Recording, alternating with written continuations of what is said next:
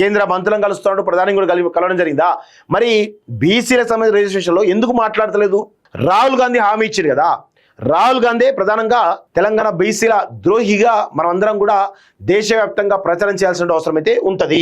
Young India స్కూళ్లకు support చేయండి, విద్య కోసం 30,000 కోట్లు ఖర్చు చేస్తాం, లోన్లను ఎఫ్ఆర్బిఎం పరిధి నుంచి మినహాయించండి, కేంద్ర ఆర్థిక మంత్రి నిర్మలా సీతారామన్కు సీఎం రేవంత్ రెడ్డి వినతి అంటూ చూస్తా ఉన్నాం. సో ఎఫ్ఆర్బిఎం పరిమితి నుంచి మినహాయించండి అంటే ఇక అప్పులు చేస్తారన్నట్టుగా. తెలంగాణను కేసీఆర్ నాశనం చేస్తే రేవంత్ రెడ్డి సర్వనాశనం చేస్తున్నాడు.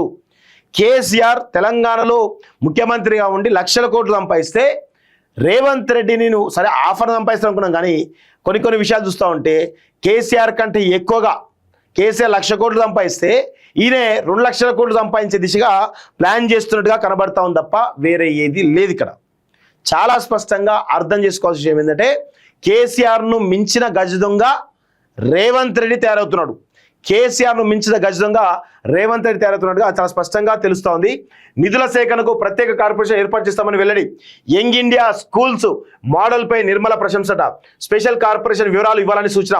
కేంద్ర విద్యాశాఖ మంత్రి ధర్మేంద్ర ప్రధాన్తో సీఎం రేవంత్ రెడ్డి భేటీ. హైదరాబాద్లో ఐఐఎం ఏర్పాటు చేయాలని విజ్ఞప్తి. 200 ఎకరాల భూమి సిద్ధంగా ఉందని వెల్లడి. 9 కేంద్రీయ 16 నవోదయ విద్యాలయాలు కేటాయించాలని వినతి అంటూ చూస్తా ఉన్నాం. సో విద్యాశాఖ సంబంధించిన విషయంలో ఇలా రిప్రజెంటేషన్ ఇస్తున్నారు. ఓకే, మరి మీరు గతంలో ప్రధాని మోడీని కలిసిరు, ఇప్పుడు వీళ్ళని కలుస్తున్నారు కదా. ఎక్కడైనా బీసీ రిజర్వేషన్లు సాధించే దిశగా మీ ప్రయత్నాలు ఉన్నాయా అంటే లేవు. మహేష్ కుమార్ గౌడ్ ఏమో ధర్నాలు చేస్తాం, కేంద్ర ప్రభుత్వం నిలదీస్తామని చెప్పేసి అంటున్నారు కదా. మరి రేవంత్ రెడ్డి చాలా స్పష్టంగా అందరినీ కలుస్తూ ఉన్నారు కదా, బీజేపీ వాళ్ళను, కేంద్ర మంత్రులను కలుస్తున్నాడు, ప్రధాని కూడా కలవడం జరిగిందా? మరి బీసీల సంబంధించిన రిజిస్ట్రేషన్లో ఎందుకు మాట్లాడతలేదు? ఫస్ట్ తప్పెవరిది? మీది కదా. ఫస్ట్ బీసీలను మోసం చేసిందే కాంగ్రెస్ పార్టీ కదా. దాదాపు ఇప్పుడు 70-80 సంవత్సరాల స్వతంత్ర భారతంలో స్వాతంత్రం వచ్చేప్పటి నుంచి ఇప్పటి వరకు కూడా బీసీలను అడుగడుగునా మోసం చేసింది కాంగ్రెస్ పార్టీ. ఇక్కడ అణగారిన వర్గాలకు బలహీన వర్గాలకు కనీసం రాజ్యాధికార దిశగా రాకుండా ఈరోజు కొన్ని వర్గాలకు మాత్రమే, ఉన్నత వర్గాలకు మాత్రమే అధికారం చెందే దిశగా ఈరోజు ప్రధానంగా మీరు చేస్తున్నటువంటి దుర్మార్గాలు ఏవైతే ఉన్నాయో చాలా స్పష్టంగా బయటకు వస్తున్నట్టు కనబడతా ఉంది. బీసీలకు ప్రధానంగా కాంగ్రెస్ పార్టీ, రాహుల్ గాంధీ ద్రోహులు. నేను రేవంత్ రెడ్డి కూడా ద్రోహి అనడానికి లేదు, ఎందుకంటే రాహుల్ గాంధీ హామీ ఇచ్చారు కదా. రాహుల్ గాంధీ ప్రధానంగా తెలంగాణ బీసీల ద్రోహిగా మనం అందరం కూడా దేశవ్యాప్తంగా ప్రచారం చేయాల్సిన అవసరం అయితే ఉంటుంది. తెలంగాణలో విద్యాభివృద్ధికి సహకారం అందించాలని కేంద్ర ప్రభుత్వాన్ని సీఎం రేవంత్ రెడ్డి కోరారంటూ చూస్తా ఉన్నాం. ఇక్కడ మీరు చేయాల్సిన పని ఏంది? ఒక జగన్ను, ఒక అరవింద్ కేజ్రీవాల్ను ఆదర్శంగా తీసుకుంటే బాగుపడతారు. మీరు వాళ్ళని ఆదర్శంగా తీసుకోకుండా ఏదో విద్య కోసం మేము ఇంత చేసినాం అంత చేసినాం అని చెప్పుకుంటారు తప్ప ప్రాక్టికల్గా మీరు చేసేటువంటి పనులలో ఎక్కడ కూడా కనీసమైన చిత్తశుద్ధి కనబడతలేదు. విద్యారంగంలో కానీ వైద్య రంగంలో కానీ సమూలమైనటువంటి సంస్కరణలు తీసుకురావాల్సిన అవసరం ఉంటుంది. కానీ అలా తీసుకురాకపోవడం వల్ల ఈరోజు పెద్ద ఎత్తున తెలంగాణ కేసీఆర్ ఏ విధంగానైతే విద్యను వైద్యాన్ని నాశనం చేసిండో మీరు దాన్ని కొనసాగిస్తున్నట్టుగానే కనబడుతున్నట్టుగా మేము భావించాల్సిన అవసరం అయితే ఉంటుంది. సో తెలంగాణలో విద్యాభివృద్ధికి సహకారం అందించాలని కేంద్ర ప్రభుత్వాన్ని సీఎం రేవంత్ రెడ్డి కోరారు.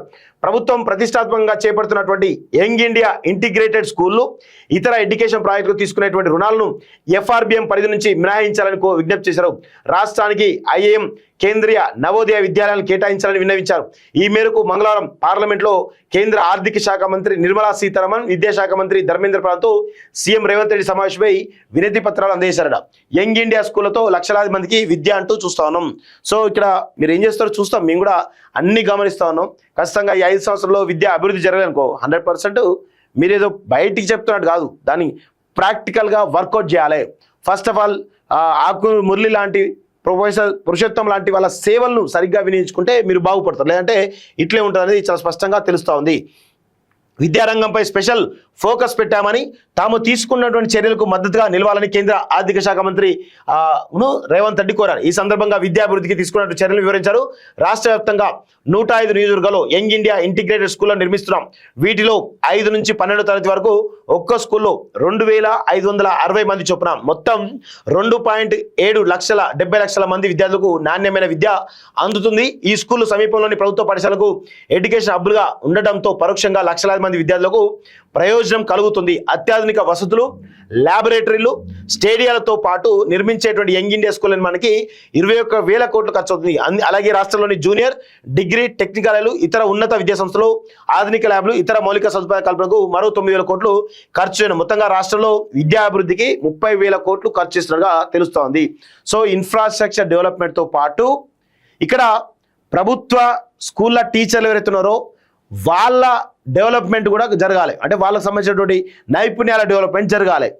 సో ఆ విధంగా మీరు ప్రయత్నాలు చేస్తే బాగుంటుంది అనేది కూడా మా యొక్క అభిప్రాయం. మీరు మంచి చేస్తే ఖచ్చితంగా మంచి అంటాం, కానీ మీరు ఏదో బయటికి మాత్రమే షో ఆఫ్ చేస్తామంటే మాత్రం ఖచ్చితంగా మేము నిలదీస్తాం. బరాబర్ ఎట్లా నిలదీయాలో మాకు అన్ని రకాలుగా మిమ్మల్ని నిలిచేటువంటి ప్రయత్నం అయితే బలంగా చేస్తాం.